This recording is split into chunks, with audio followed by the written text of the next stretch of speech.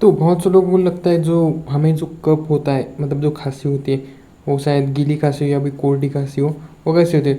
तो गीली खांसी मतलब जो कोल्ड कफ है वो इसलिए होता है, मेनली उसके पीछे एक वायरस का काम होता है जिसको कहते हैं राइनो वायरस।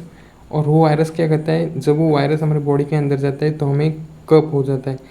मतलब कफ एक तरह का इम्यूनिटी रिस्पॉन्स है, नॉट एक्चुअल कोई कफ। तो उसके बॉडी के अंदर जाने के दो तरीके, एक होता है कि वो हमारे, अगर किसी को खांसी है या फिर इन्वायरमेंट में राइनो वायरस है और उस एयर को हम ब्रीथ इन कर लेते तो वो वायरस हमारे नाक के द्वारा अंदर चल जाता है और पैसेज में जाके अटक जाता है और वहाँ पे वो अपने मल्टीप्लिकेशन कर चालू करना कर देता है। तो जो हमारी इम्यून सिस्टम है उसका काम होता है उसे बाहर फेंकना, इसीलिए वो कफ के द्वारा खांसी जब आती है तो वो हमारे नाक और मुंह से उसे बाहर फेंकने की कोशिश करता है। दूसरा तरीका है, अगर किसी सरफेस पे राइनो वायरस बहुत ज़्यादा सेवरल घंटों तक किसी भी सरफेस पे सक्रिय रह सकता है।